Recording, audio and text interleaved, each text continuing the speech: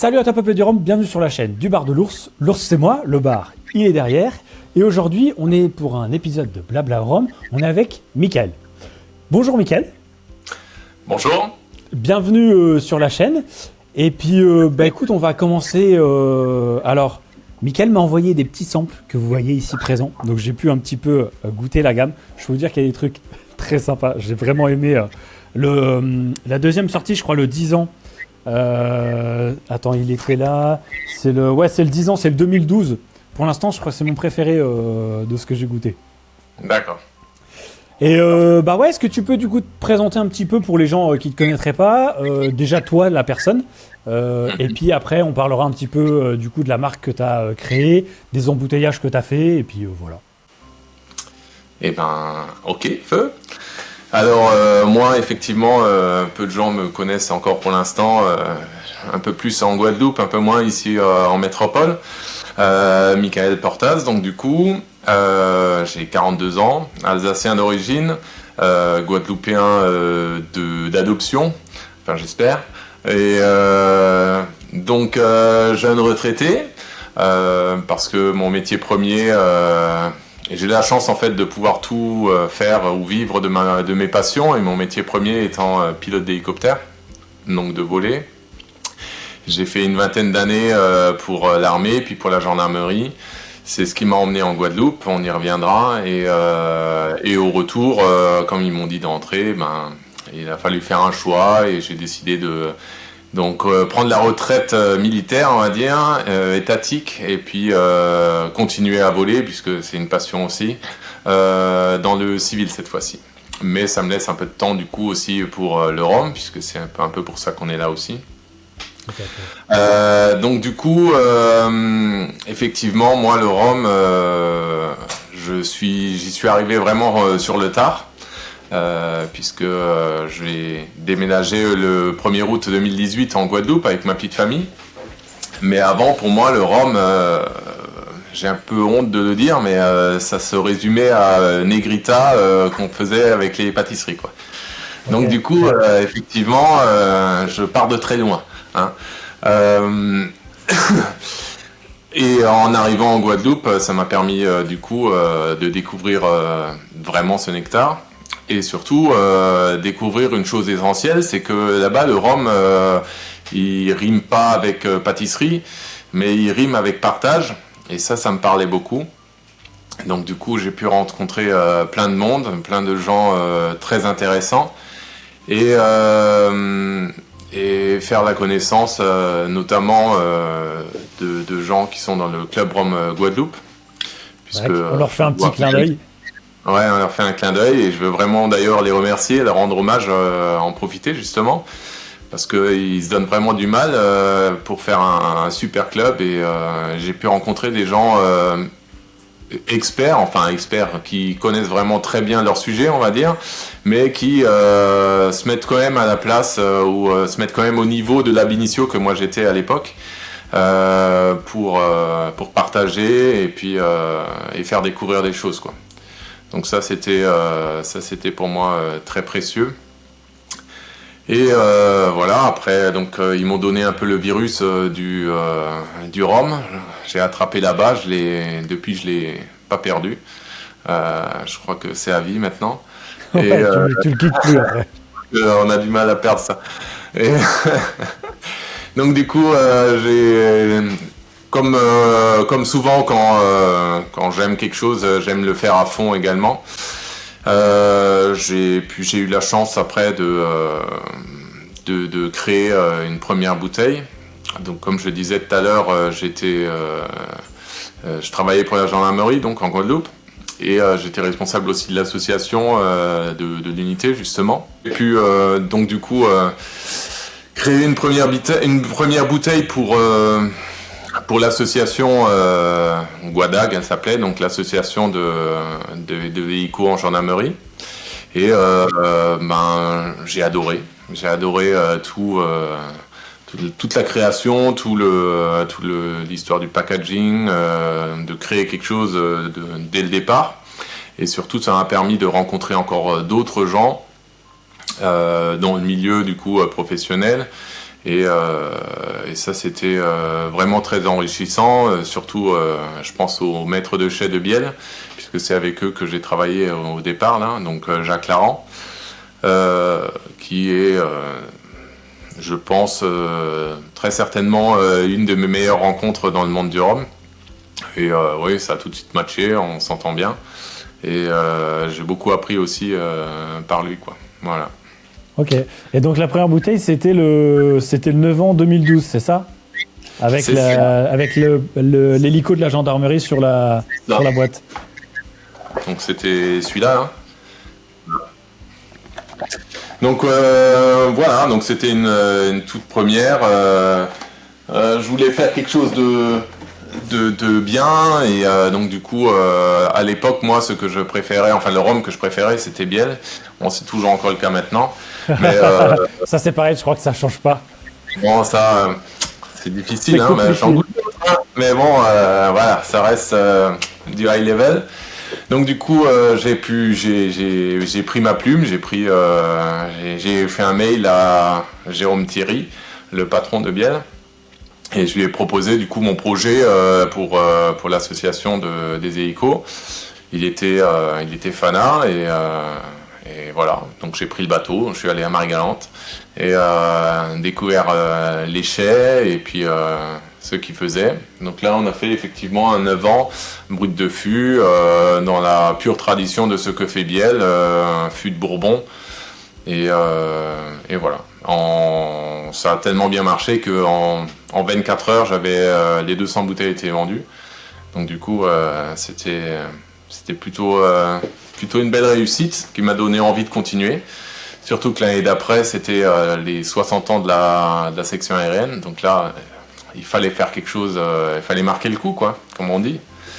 Et là, on a décidé d'en faire du coup 2. Des bouteilles, tout de suite 2. Une avec un packaging un peu plus top que le premier. Et en même temps, on voulait en faire un qui restait à des prix un peu plus raisonnables pour les gens qui n'étaient pas forcément ultra fanats de rhum, qui n'ont pas envie de mettre une centaine d'euros dans une bouteille, mais qui voulaient quand même avoir une bouteille qui représente la section aérienne. Donc du coup, on a fait, et là je voulais quelque chose de vraiment original, sur le thème un peu pirate des Caraïbes. Et là, on a fait le brut de Colonne en foudré. Donc voilà. Donc on a fait ces deux. Moi j'ai mis le nez dedans et il change un petit peu de ce qu'on a l'habitude d'avoir sur un Biel.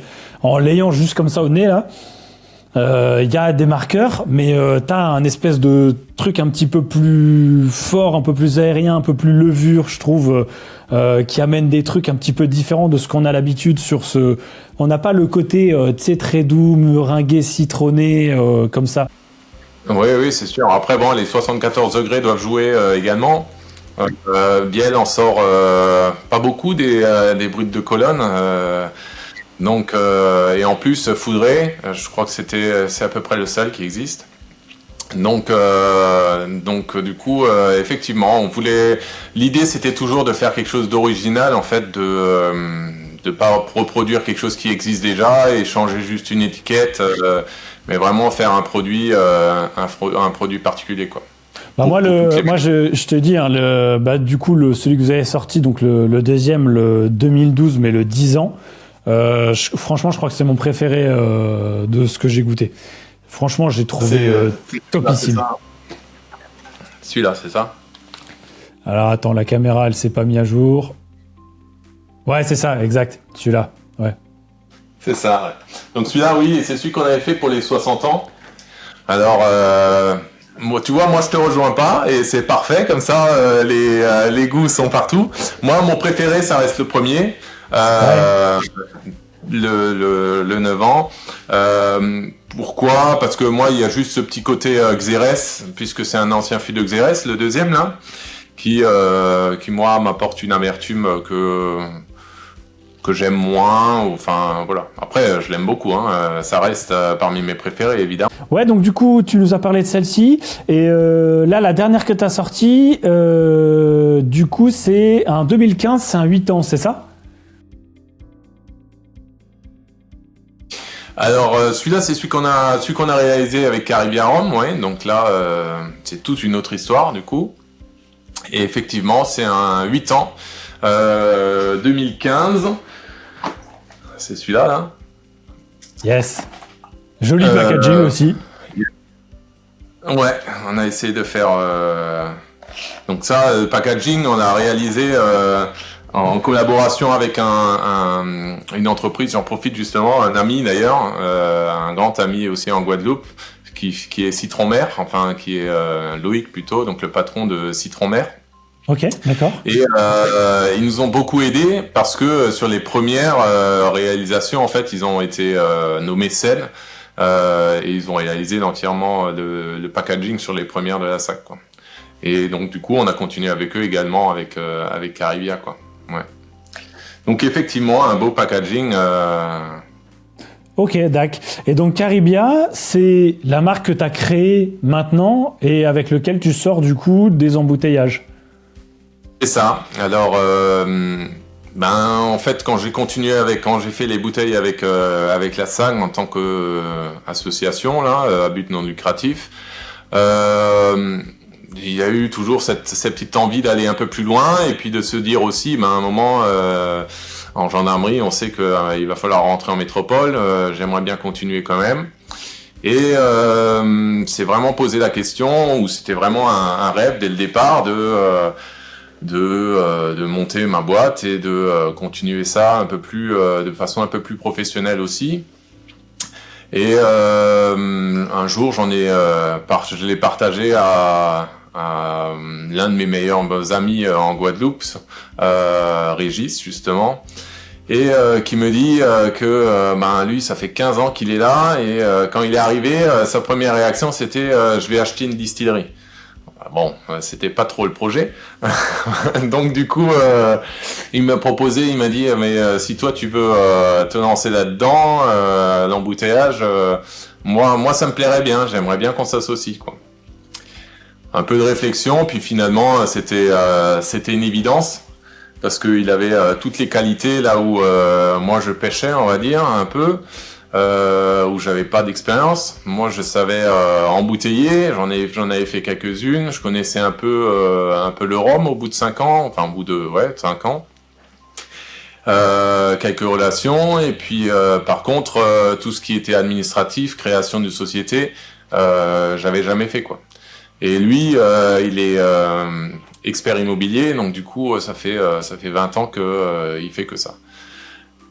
L'un dans l'autre, on s'est vraiment trouvé, et puis encore maintenant, on a les atouts, chacun les siens, on se marche pas dessus, et puis on arrive très bien à fonctionner ensemble comme ça, et c'est cool, ouais. Et puis forcément, à deux, on va toujours un peu plus loin que tout seul, quoi. L'aventure à deux est toujours un peu plus plaisante.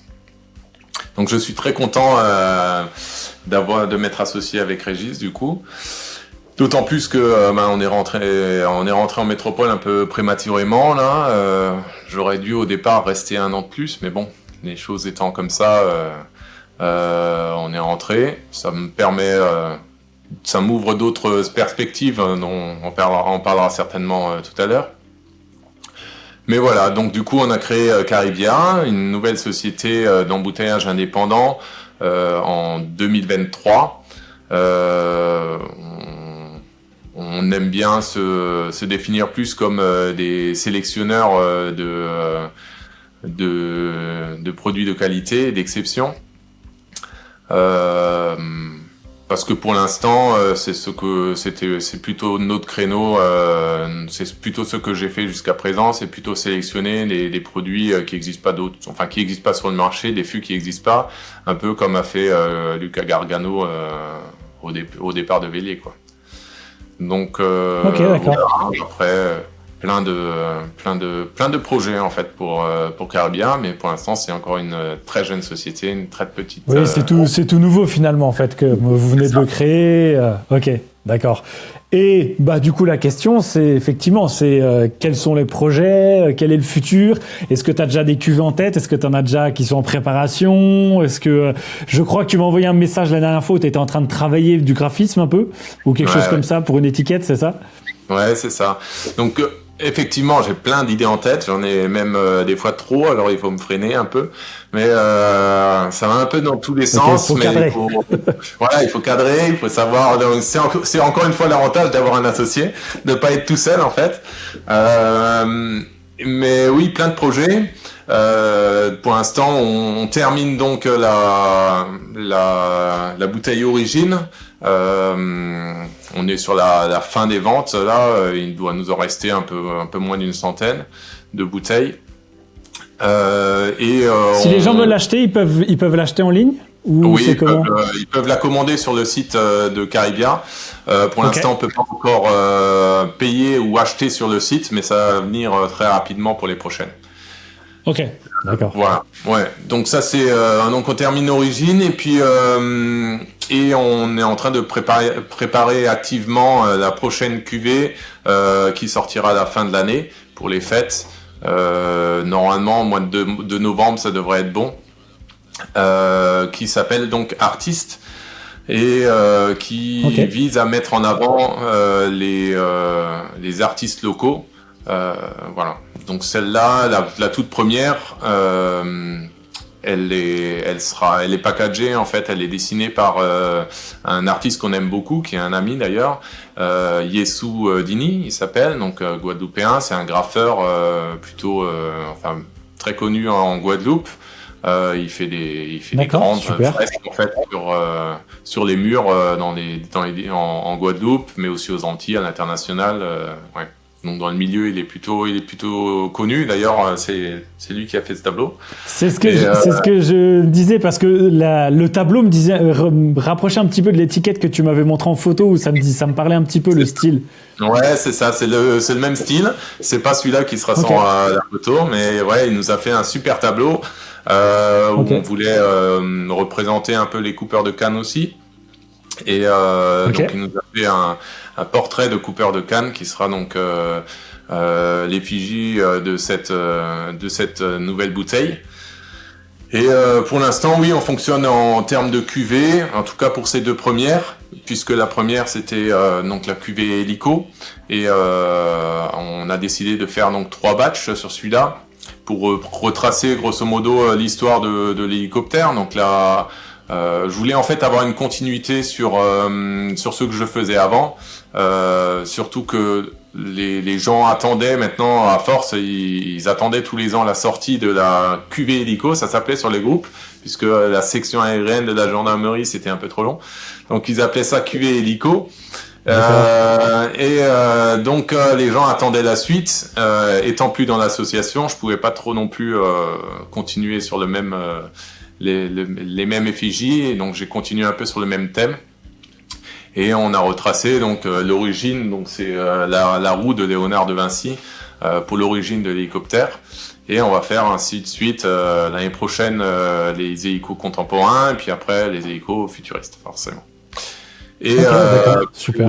voilà. Et pour Noël, pour cette fin d'année, la cuvée artiste, là on n'a pas défini le nombre de batchs qu'on va faire, mais l'idée est de continuer avec d'autres artistes, notamment antillais, pour mettre en avant aussi leur travail. En Guadeloupe, il y a vraiment une relation entre artistes et Roms. Il y a souvent même des manifestations qui sont organisées où ils allient en fait les deux, donc c'est quelque chose qui matche plutôt pas mal ensemble. Ouais.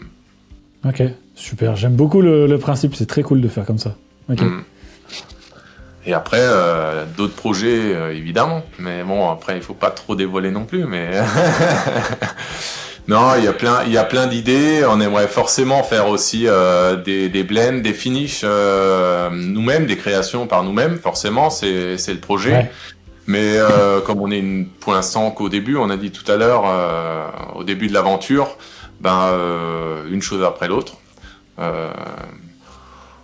On va déjà créer un nouveau chai ici en Alsace. Ça c'est le gros projet, on va dire, et qui va ouvrir une nouvelle perspective, quoi. Bah, faudra que je vienne vous voir alors les gars, parce que moi, l'Alsace, c'est ma région de cœur. Hein. J'ai vécu 18 ans, 20 ans à côté de Strasbourg. Et je suis né en Lorraine, mais j'ai vécu 20 ans à côté de Strasbourg. Et l'Alsace, c'est ma patrie de cœur. Donc, c'est parfait. La prochaine vidéo, on la fera là derrière. Il y aura normalement un vrai bar. Et puis, on la fera là-bas. Grave. T'es de où exactement en Alsace?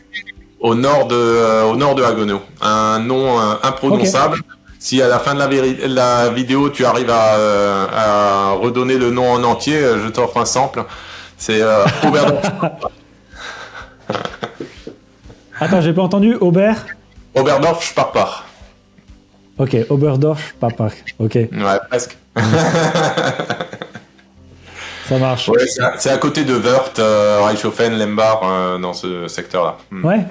D'accord. Un tout petit village. Moi j'étais entre Egbolsheim et Wolfisheim, donc j'étais juste à côté de Strasbourg. Ouais, c'est ça. Mais ouais, Ok, ça marche. Bah, très cool tout ça.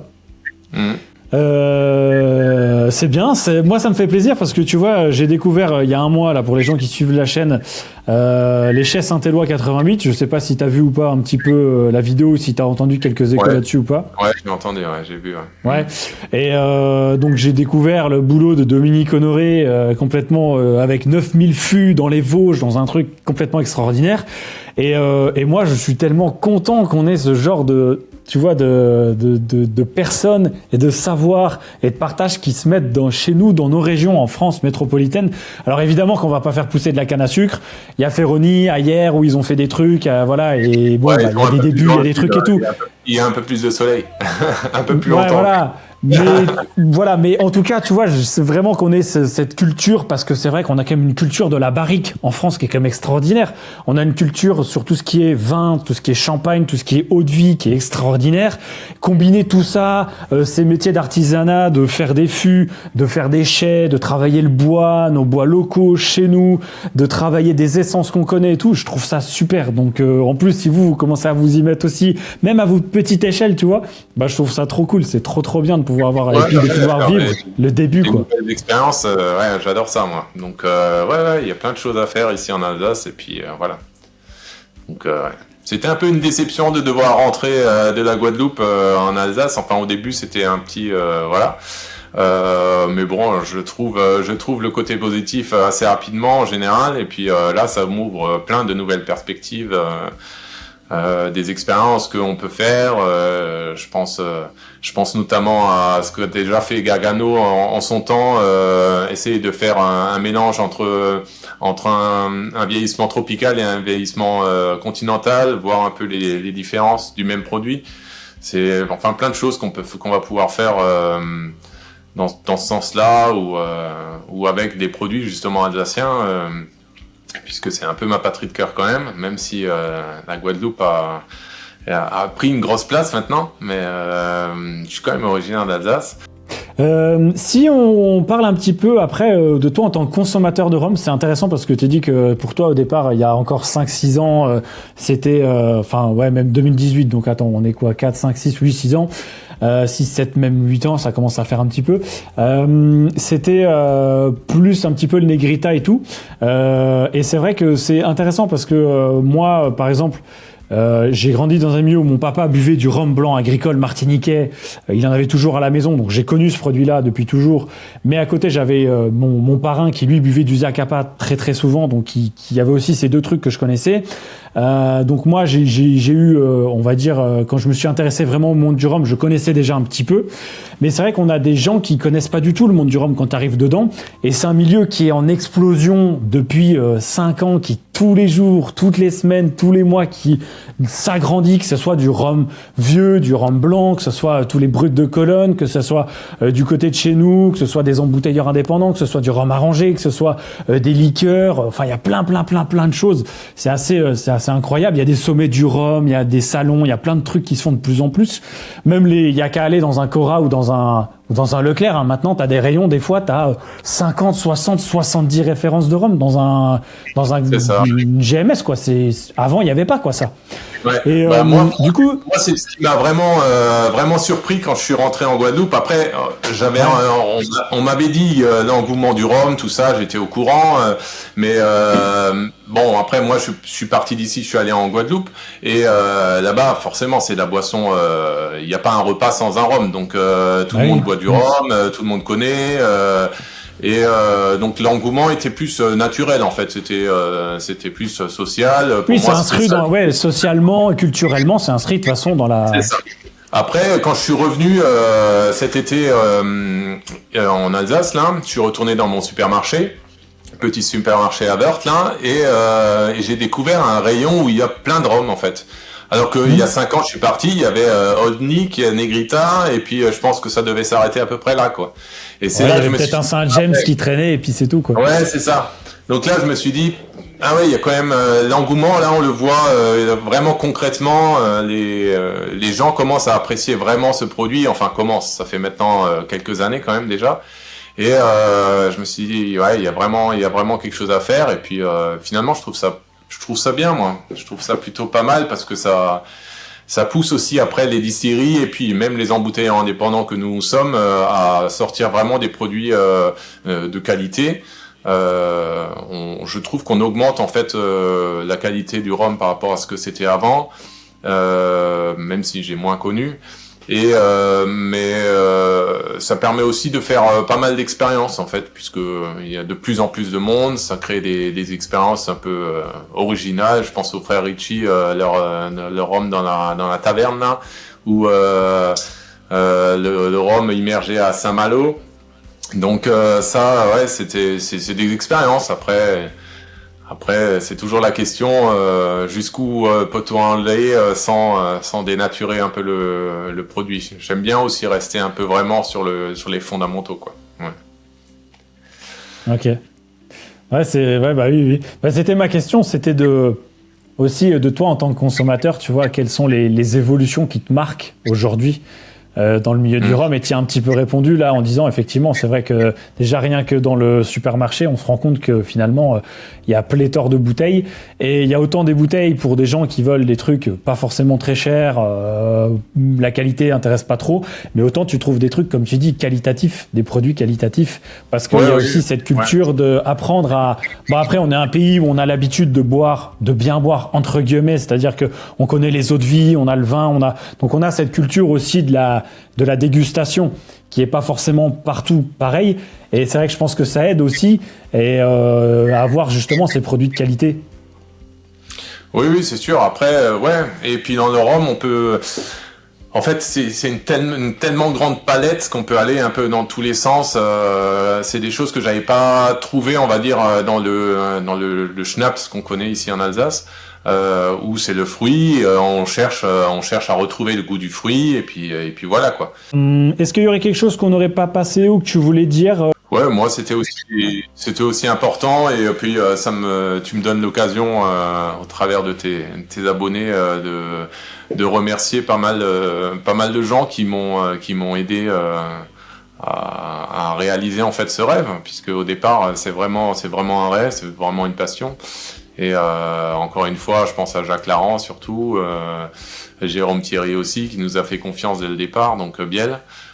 Et puis évidemment Régis, mon associé, et puis plein d'autres gens, je pense au groupe des Bleus, ils se reconnaîtront, et puis Loïc de Citron Mer qui nous a bien aidé aussi et bien soutenu. Et voilà, après la liste pourrait être très longue, quoi, donc...